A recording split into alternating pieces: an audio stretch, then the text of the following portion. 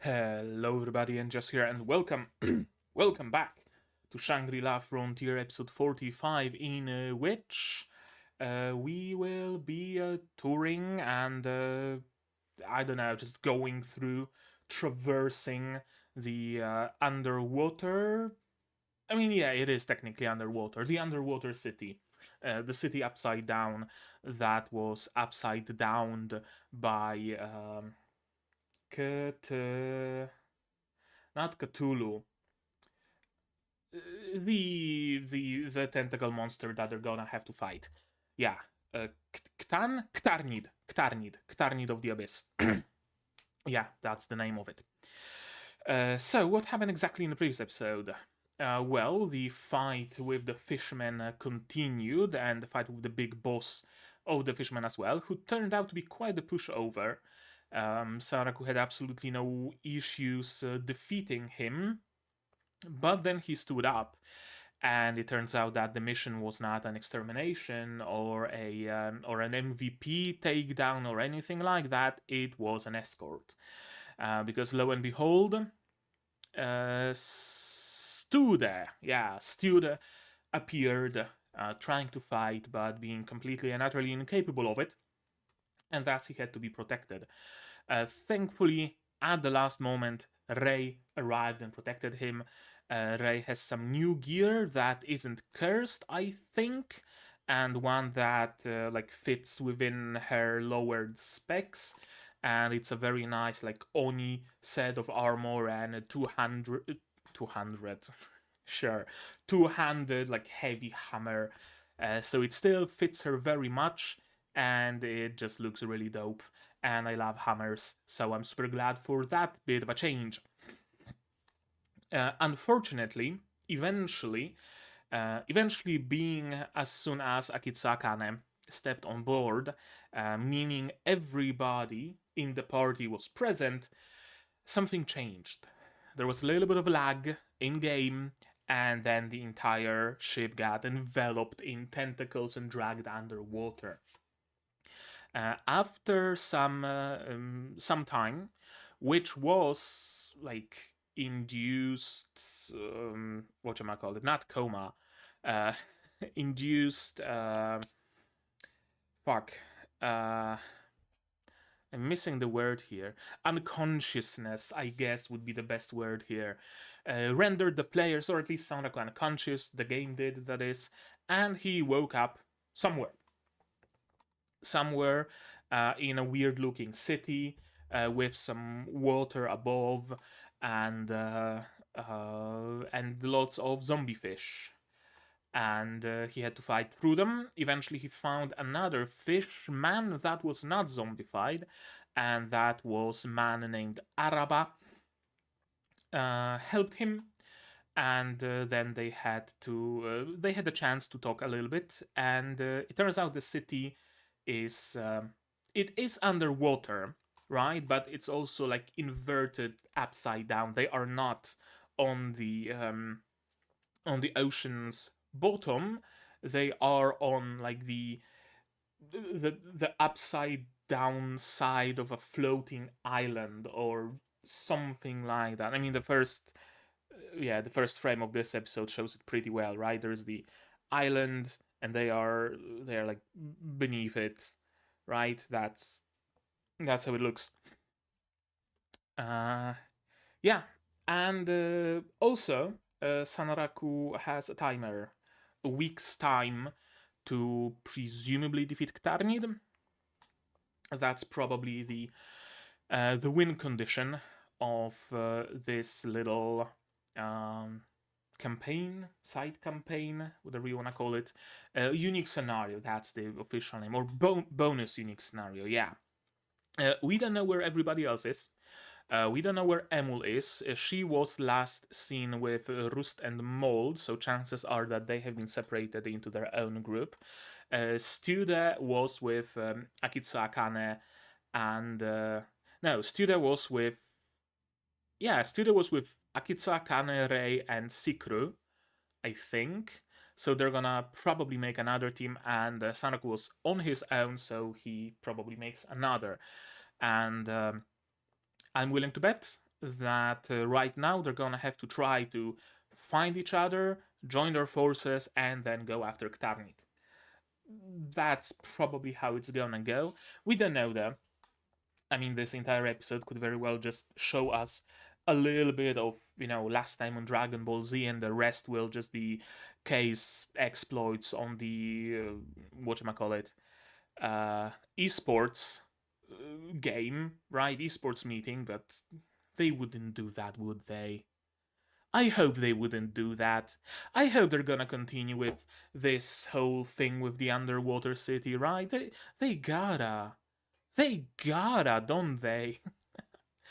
But yeah, I think we should just start watching this episode and see what exactly happens. So how about we do exactly that? And to do so, you're gonna need your subs to follow along with me.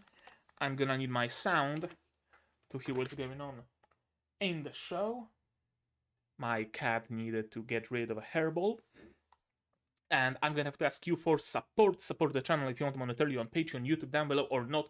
Share my content, spread the word. It costs absolutely nothing to do so and helps the channel an awful lot. And with that, we can start watching Shangri-La Frontier, episode 45 in 3, 2, 1, go!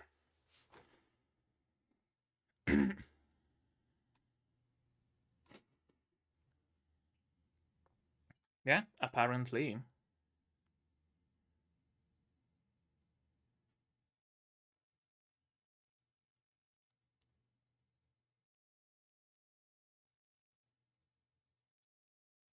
Mm-hmm. Yeah, so like, air became water, water became air. Yeah. Fish became humanoids, humanoids became fish.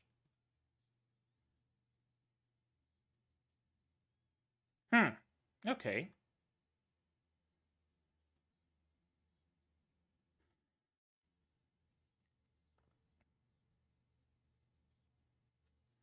Yeah, very Cthulhu mythos.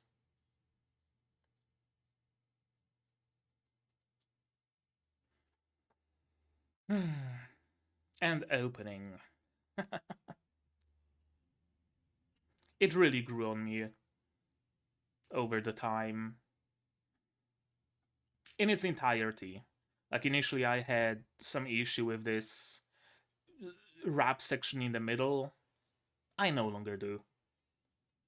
Everything just works fine. I love the chorus in particular. Wait, I think the arts. Okay, so those are credits in English. Never mind. I saw character designer somewhere on the side, and I thought that maybe as they are showing all the characters, they're specifying like the person who designed them. But no, wouldn't make sense for every single character to have their own individual designer, would it?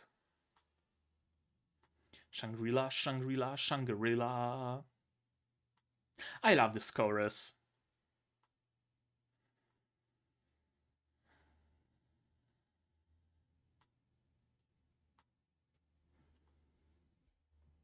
I wonder what's the whale is gonna be.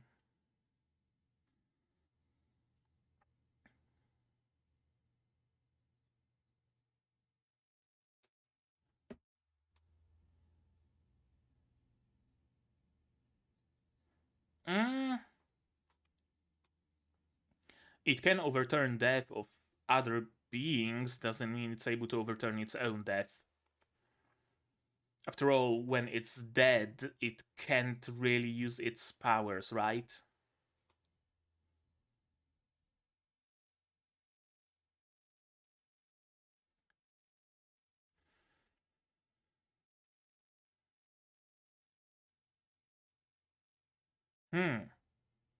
Brings you here to amuse him. Yep, exactly. So, probably some fight in a coliseum or something.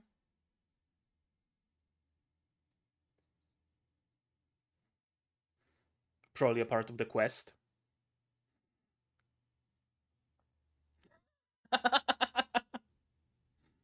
Yep, defeat 4 generals, then go after Ktarnid. Classic.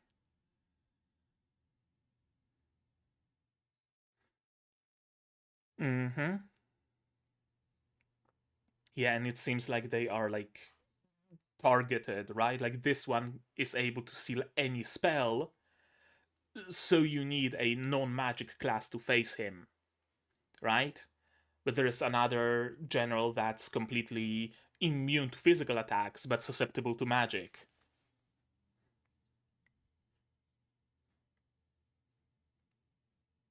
Meaning you ideally should have a well-balanced party,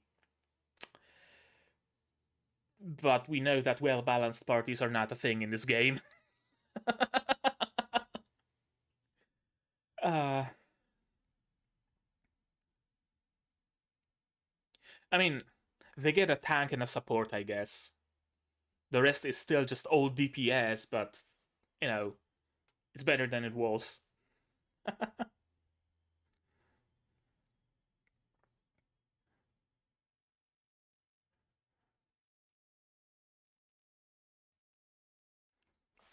Fight Ktarnit! What else? uh, uh, time to play the game.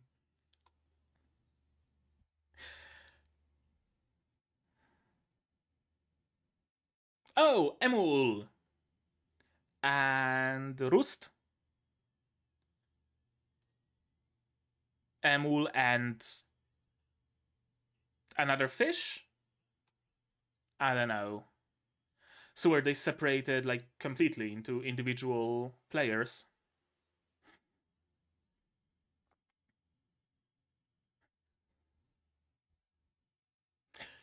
Interesting that the game treated Emul as a separate player and like separated her completely from the team.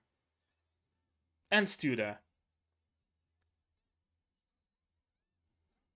Fishmen are also chasing them. Oh, not fishmen. A area boss.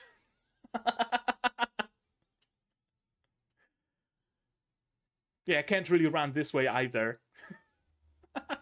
I love this music.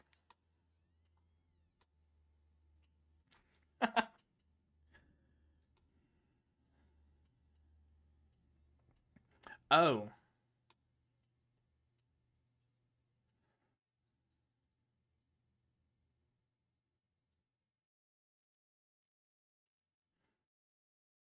Right, but it's not guaranteed that it's gonna be friendly.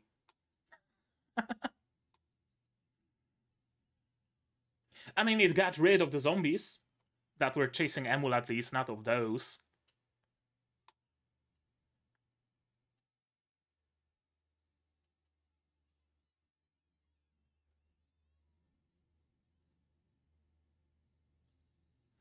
I mean, at least all threats are behind them now, so they can run. Yeah, it's like a fucking Gyarados. Hyper Beam. Interesting.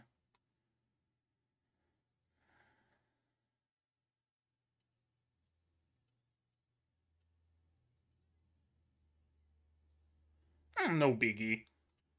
It's just an area boss.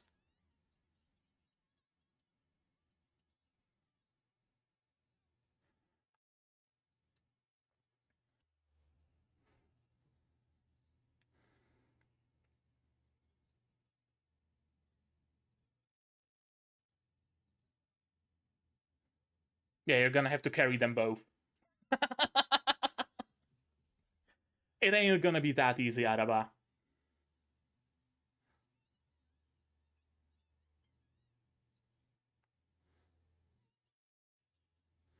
Ray? No, Sikru. That's a nice attack. Straight in mouth.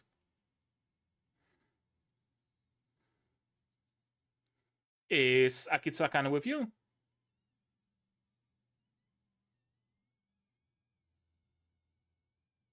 No, but not Emul. What am I talking about? Roost is.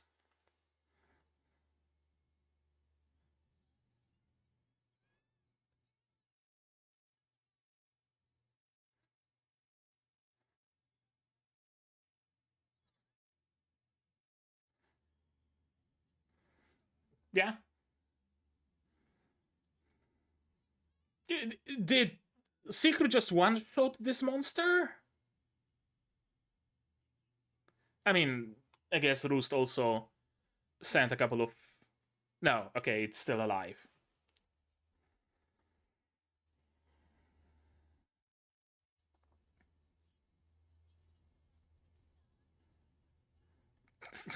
Ask Emul.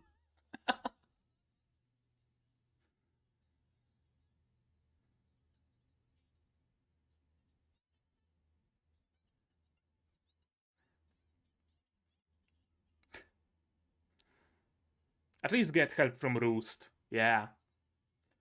If you had a robot.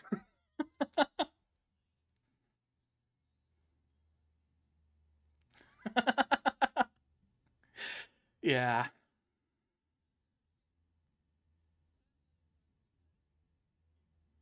True. Right, he did set a respawn point. Yep. Yep.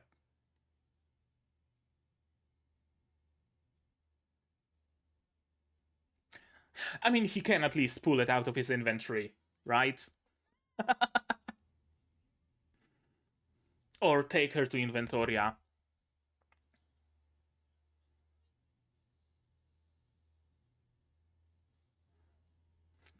Okay, so. Oh, what? Why is it glitching out?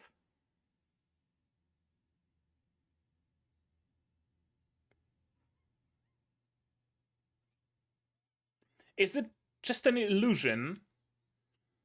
Not an actual enemy?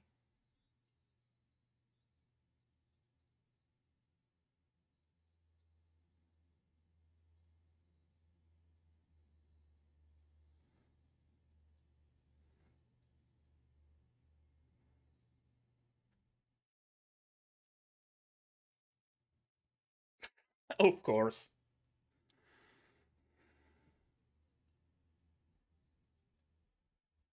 Hmm. True. And Sanraku does look like some sort of a shubiel. And they do eat fish.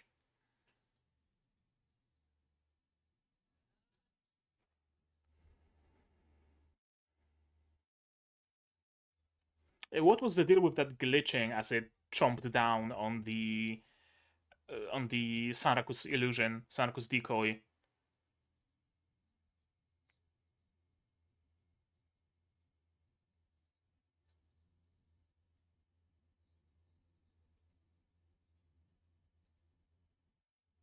I mean, I guess it was an effect similar to attack, or similar to taking damage.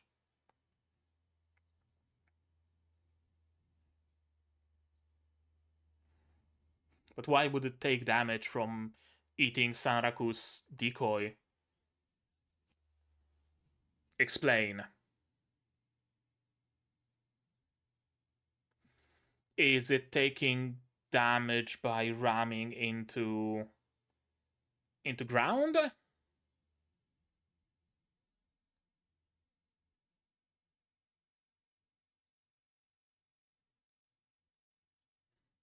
Yeah.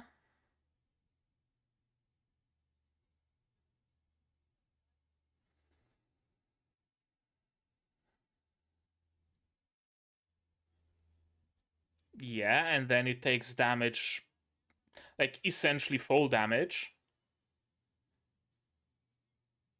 But like, accelerated by swimming.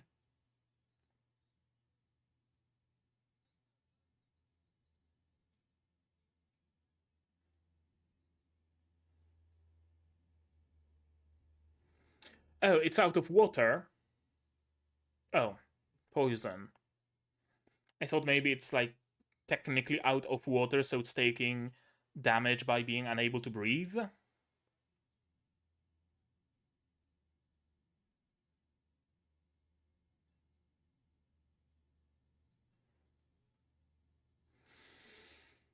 Still doesn't give you a clear path to defeat it, though. Unless you just, like, stack poison.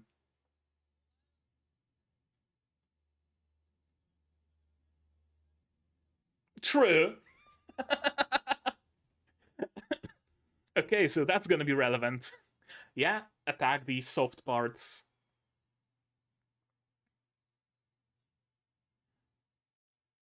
Like the gills. Yeah?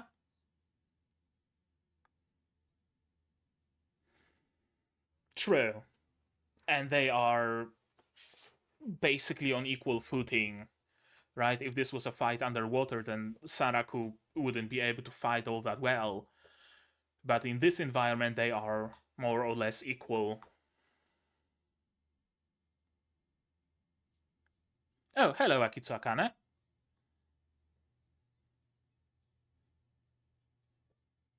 Who could it be, I wonder? Yeah.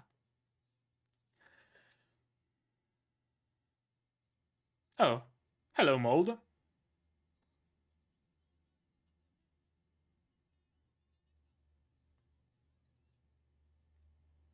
I mean, a good way to bring the team together.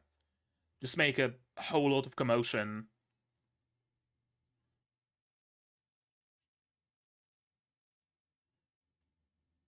Ray? Hello.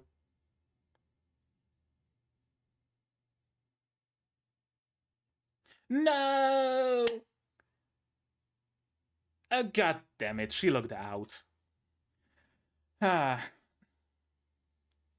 I think she was in the safe spot where Sanraku was hiding with Araba. Was it the same place? Or did it just look the same? Easy. It better have some good loot. And let's phase 2.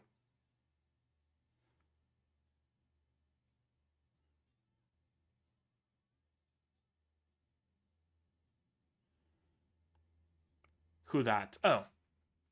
Yeah, Kitsuakan and Mold. Yeah, so we got everybody here. Except Ray. Yeah, you just missed it.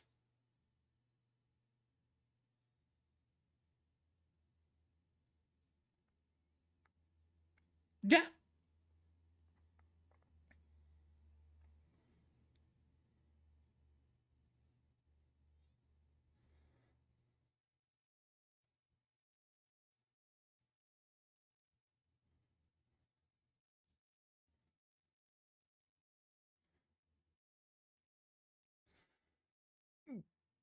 Can't you check her status on the friends list?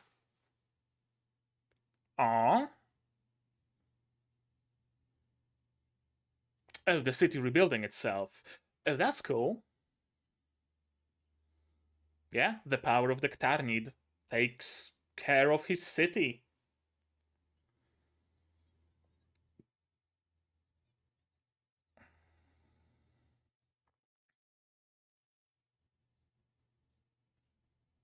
Yeah.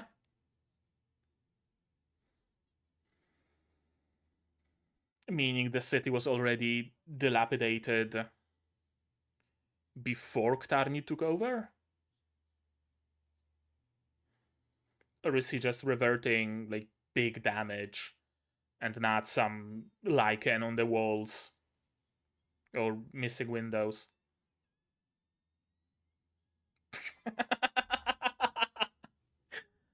5 damage.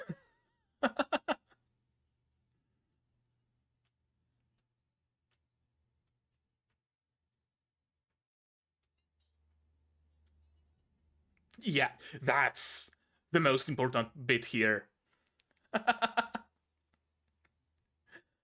uh,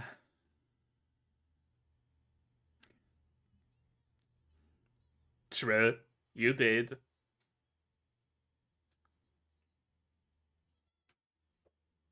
Yeah, she just wants to see it.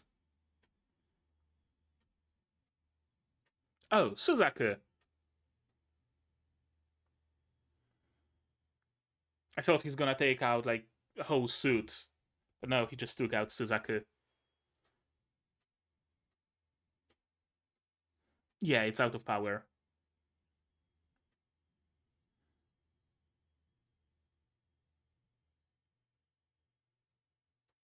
It's a robot! uh... Oh, she's got a fetish, doesn't she?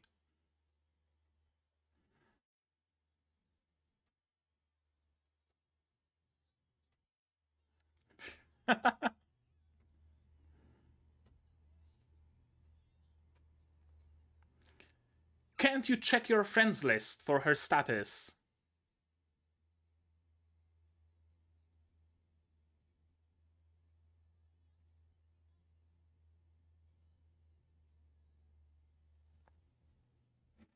Well, she better.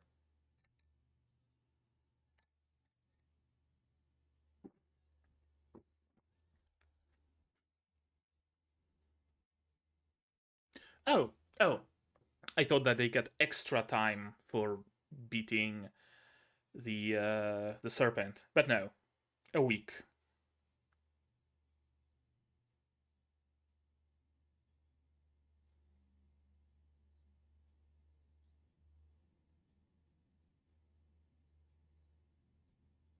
Yeah.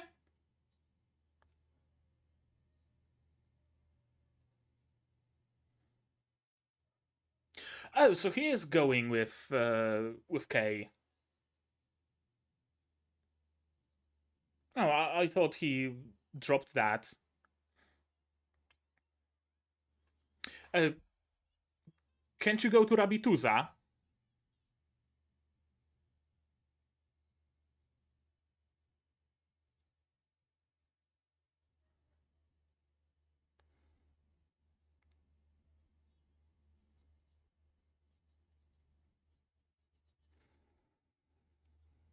Can't check friends lists. Can't go to Rabituza. Are those like actual limitations the game put in place? Or just something that got hand waved? She had to climb on him. Of course she did. uh, I love Emul. She's great. And that's the episode. Alright. That was fun.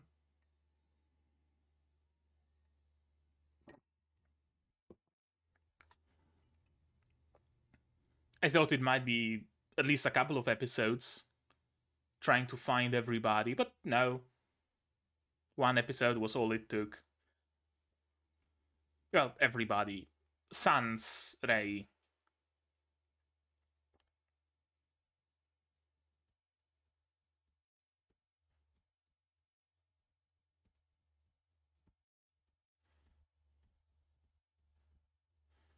I'm gonna work on my game today.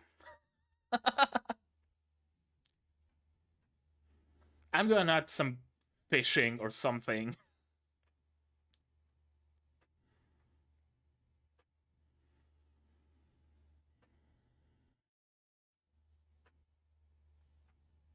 I really like the ending song as well, by the way.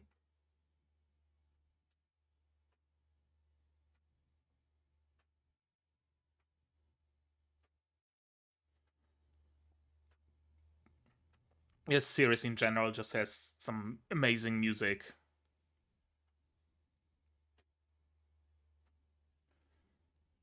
Yeah, there was Rei's mask. Mini? We got something after credits! Holy shit!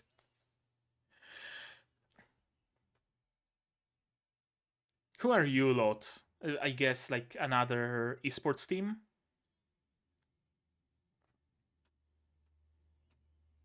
Oh, we've seen her in the opening.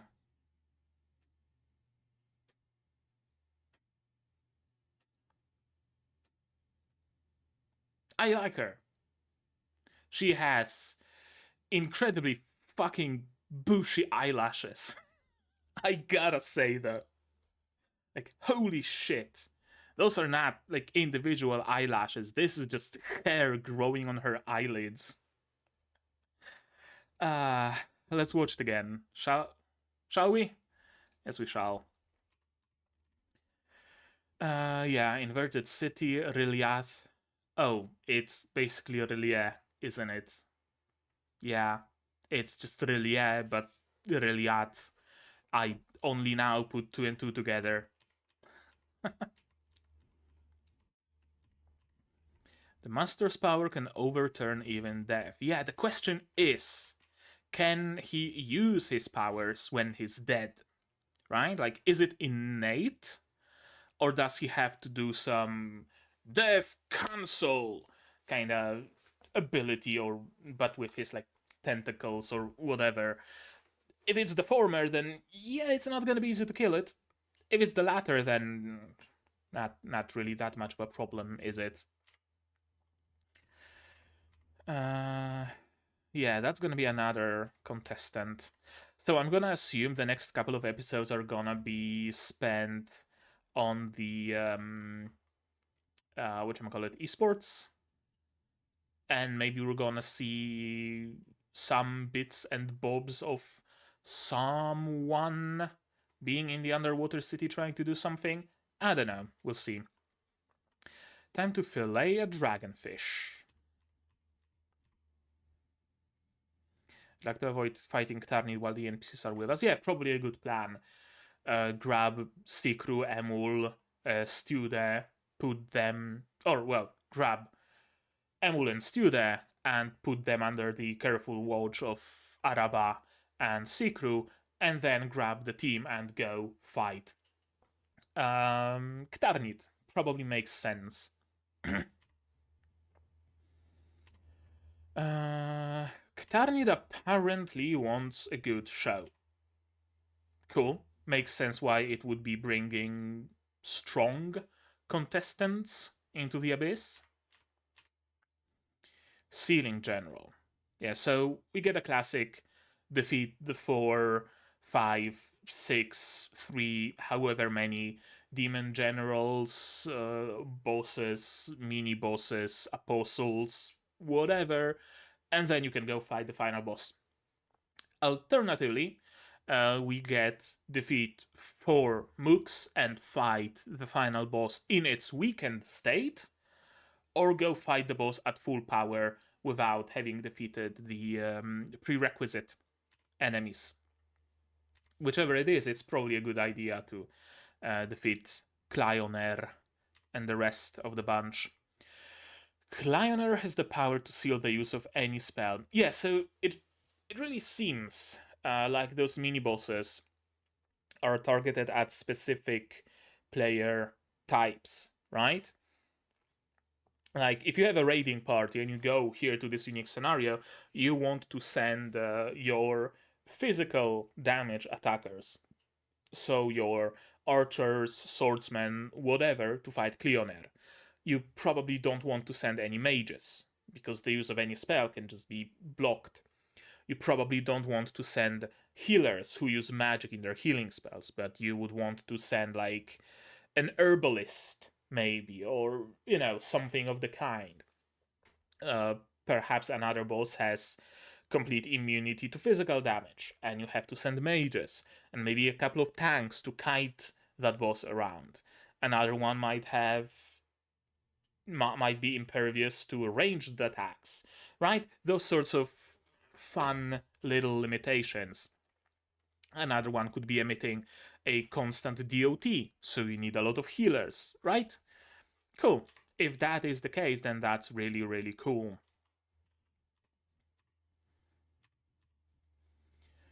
I've met the only merryman who ever escaped from Riliath alive. Pierce the left eye of Ktarnit. Good to know. Meaning it's probably gonna be easier to attack Ktarnit from the left side. Right? Kinda like, I'm reminded of the fight with the dragon in Gate. Yeah, so he pierced the eye and then was freed by the Ktarnit, right? You gave me a good show, I'm gonna let you go.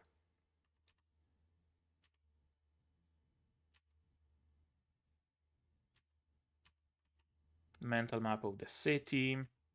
Yeah, but what's more important is that we join forces and just scream at the top of my lungs. And lo and behold, I really didn't know who's that flailing behind Emul. I thought that maybe she also found some merman kinda NPC, that maybe people get split individually and everybody get assigned their fishman NPC or something like that. But no, now that I look at it, it's just Stu there. Interesting that a game would separate like two NPCs into their own group, basically treating them like players at this point. A random encounter, last resort that summons a powerful monster that will hopefully chase away whatever puts them in danger, but then it can also put them in danger. So, not the best trade-off.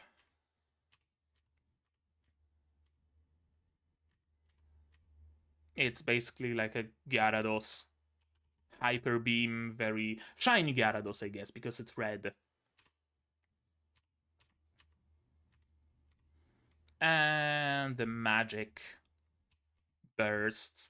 I fully expected Ray to arrive and tank that hit, but I guess Sikru with his bamboo is also perfectly fine. Sikru and Rust, indeed. I might be misremembering, but I thought they were split differently on the ship. I could be tripping though, so don't quote me on that.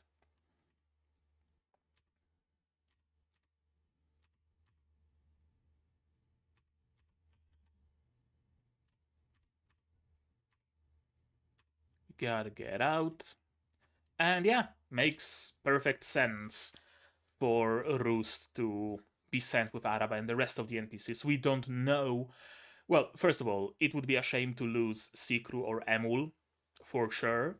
And we might need Araba.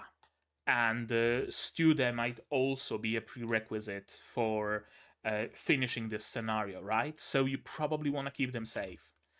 And sending a player with them, that's probably the best choice. Like, Araba might be able to help some, Sikru might be able to help some, but ultimately it is the players who have the most power in this game.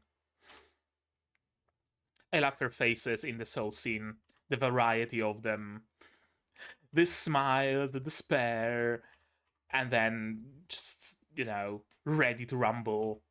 I'll guard them with my life. Of course you will.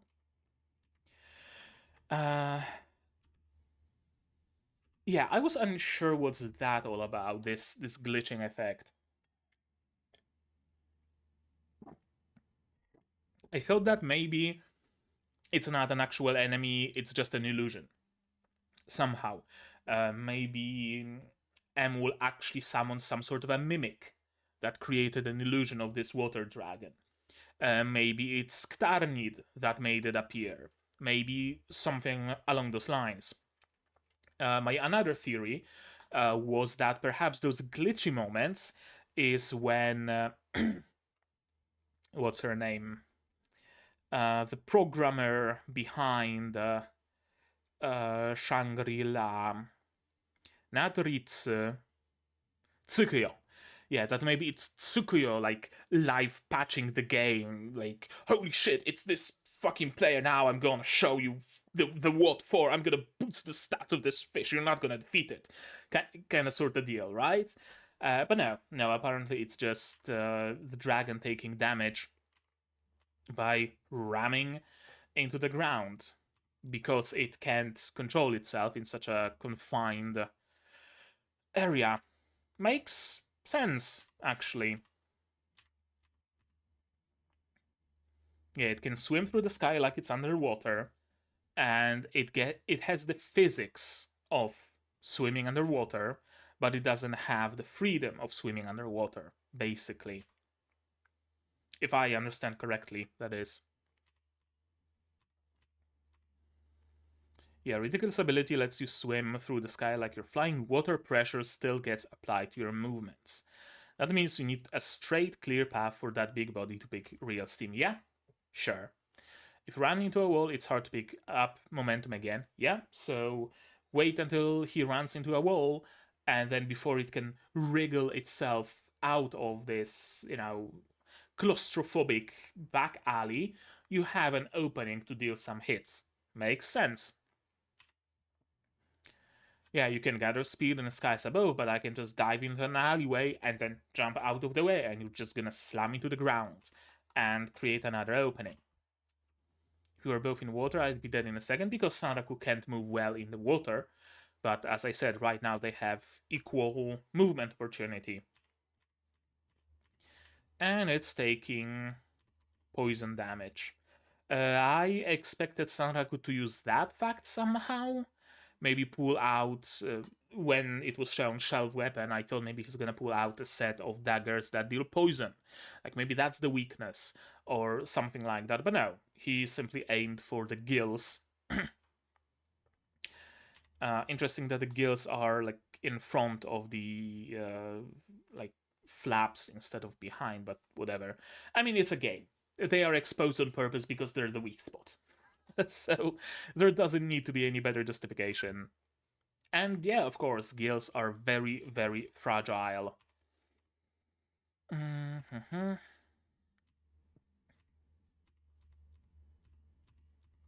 Akitsu Akane, Mold, everybody heard it, and everybody goes there. Rei is logging out.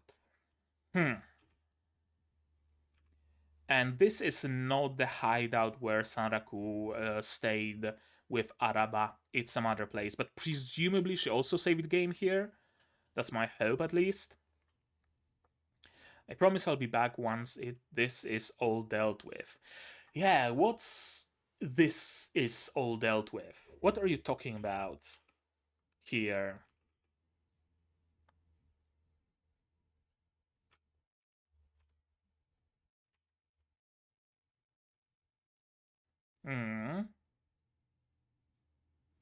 Yeah, she doesn't mention what's the deal. I don't fully know what exactly she means by this is all dealt with. Does she mean this unique scenario? Like she doesn't want to take part in it, she logs out, checks out, and then she's gonna be back after it's done? Or is there something IRL that popped up and she will be back in game after the IRL stuff is dealt with? Hopefully the latter. I would not take Rei for a quitter. I would not suspect Rei of abandoning Sanraku like that if she could help it. So it's probably something IRL that came up. Perhaps the esports tournament. Maybe her sister wants to take part in it and bring her sister with. Maybe. I don't know. Yeah, that's one of his daggers and the decapitator embedded in the gills. And just like that, bunch of loot.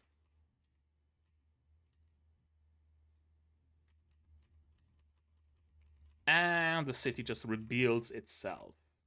Sure. I love the detail with plus -5 damage from a headbutt.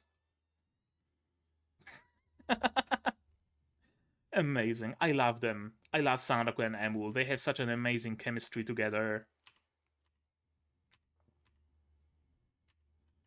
Yeah, nobody cares, Mold.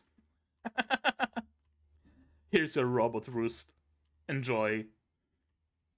And she did, actually! Like, we did have this moment of suspense, right? Like, is she going to yell at Sanraku that he promised to show her a robot, not a piece of garbage? That she wanted to see a big robot, or that she wanted to see a robot suit, or whatever? Or is she gonna be happy about this? And she's very, very happy. She enjoys the touch of metal. She likes robots. I mean, what can I say? She really likes robots. And yeah, Rei is not here. Odd that you can't like check the status of your friends on the friend list or like on the group list, right? Like she's part of the party. It should be shown on the list of party members that someone went offline, or maybe if they go offline, they leave the party, right? There should be something, some indicator.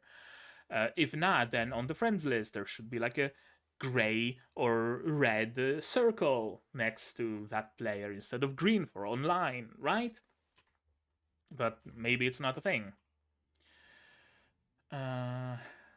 Okay, so we have Akitsu Akane that can be here on the 3rd, 4th, and 5th. No, circle is good, X is bad.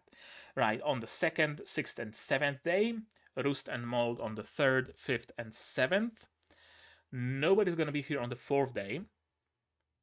I mean, we don't know when Sanraku can be here because there's no row for Sanraku. He says that the competition is gonna take like a day or two, so he's probably gonna be back on the 4th day at the earliest, so he could cover the 4th day. Maybe Rei is gonna arrive in the meantime.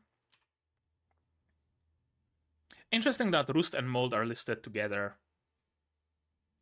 I wonder what's the deal with that. Right, like, it seems like they have a lot of like common life to be able to do that. So either they are like friends from the same school, probably not, they're older than school age, aren't they? Maybe they are brother and sister. They strike me as kind of this sort of dynamic, maybe. Maybe they're a couple. I don't know, something like that. But it's interesting that they're listed together here and they have the exact same days open. And we don't know about when Sanraku is available. So, bit of a mistake here. You see the green growth around the table, but on the floor there is no green growth actually around it.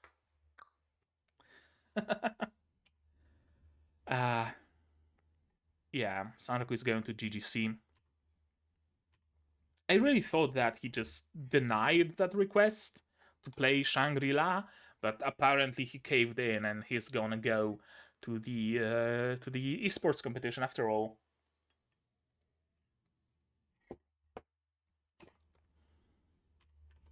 I'm supposed to say in this dreary old room the whole time, can't you leave for Rabituza? Can't you just open the door on the wall and just go? Wouldn't surprise me if this game area had like restricted travel. So maybe not, but it's not mentioned, you know? Like, it's fine if travel, teleportation, whatever is actually restricted in the area, right? You can't teleport to a town, you can't teleport to the guild house, you can't open the door to your, I don't know, whatever, to Rabituza or the land of Ketchi or whatever, right? But they should at least show that, right? Like, hey, Emul, wait in Rabituza. Emul tries to open the door. It doesn't work, Sanraku-san. Well, then I guess you're gonna have to wait here, right? Like, simple little tidbit of dialogue would help a lot here. The same goes for Rei and the friends list, right? At least Sanaku being like, oh, well, she's offline. I guess something came up, so we're gonna have to make plans without her. It would change nothing about how the episode goes, but it would explain all the questions I have. Until I find my lost weapon, I shall act out of this room. Can't you give him a weapon? Don't Sanraku, Akitsu Akane, Mold, Roost have some sort of just old weapon laying around in their equipment? Really? I love how she had to climb on his back. That's her vantage point. That's her, like, you know, legally owned parcel. She owns this place. Nobody else is allowed on his shoulder. yeah, we're gonna track down Ktarnid and deal with it. And this is a bunch of Americans. They are ripped. And she is also an American, apparently, who has some sort of beef with Kay. Or she's a tsundere towards Kay. Either or, really. And she has those ridiculous looking eyelashes. Like, don't get me wrong, I like it. Like, Tanya from Yojo Senki has similar eyelashes. Who else is there? Someone else that also comes to mind, but I can't remember. Yeah, characters that are blonde and foreigners maybe usually have this sort of eyelashes, and I like it as, you know, from a design standpoint. But it really looks like fur growing on her eyes, doesn't it? Okay, that's the episode. Oh, I guess my camera got a little bit too dark, didn't it? Oh, well, nothing that can be done about it at this point, unfortunately.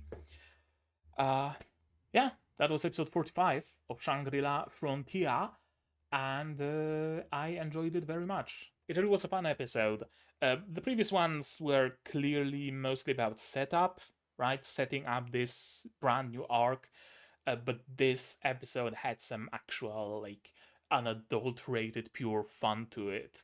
The fight with the snake, short and not shown in full, but it was a nice bit of fun added. Meeting up with all the team members, that was fun to see. A little bit of mystery when it comes to what happened with Ray, right? That's interesting. Having Roost finally witness a robot. It was just a fun episode overall.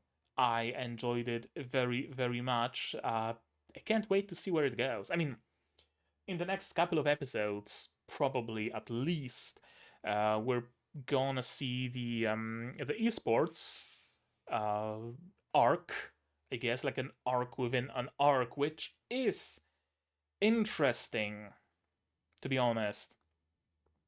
You don't often see that, do you? Like an arc within an arc, right? Like there would be the like whatchamacallit, the Lycagon Spirit arc. Then there would be the K esports arc, and then the Rillieth arc, or it would be the Lycagon arc, Rillieth arc, and then the esports arc, right? That would be the usual structure. But now we have the esports arc kind of cut in the middle of this one, which makes sense, seeing how it's a game and there's a real world outside, so we can have like two tracks of arcs in parallel in a way, right? It makes perfect sense in like IRL when you are mid quest, something comes up and you don't play the game for a couple of days or for a week or whatever, and then you go back to it, right? It happens. And it's realistic in that way, but it really like breaks out of the usual like layout of anime series, which I find interesting. Not bad by any means. I just hope that this arc is good enough to justify putting a pin in this arc, especially since we're on a time limit, right? You gotta remember that every day spent on the esports tournament is a day lost in the Rillia arc. So that's an issue. So the esports arc better be good enough to justify it, and it better not overstay its welcome.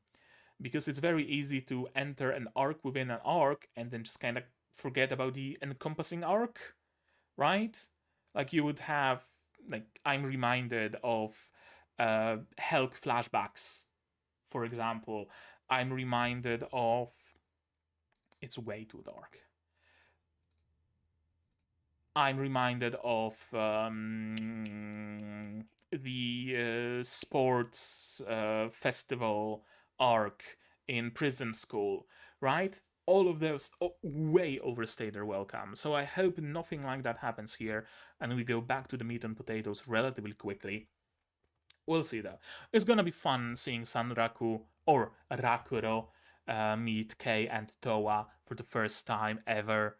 Towa is probably gonna be incognito, right? A classic beret and sunglasses, maybe even a face mask. We'll see. We'll see how it goes, right? In the next episode. But right now, that's gonna be it from me for today. But maybe you guys have something more to add on the topic of this episode, my reaction, my theories, stuff like that. If so, say so in the comments down below. No spoilers, please. Spoilers can go to my Discord here, also in the description. Like this video if you liked it. Subscribe to be notified of future videos, not only Shangri-La, but also plenty others. Click the bell to be notified when those videos go up and when I go live, because I go stream sometimes. Yeah, sure, perfect phrasing. And support the channel if you want monetarily on Patreon or YouTube down below, or not.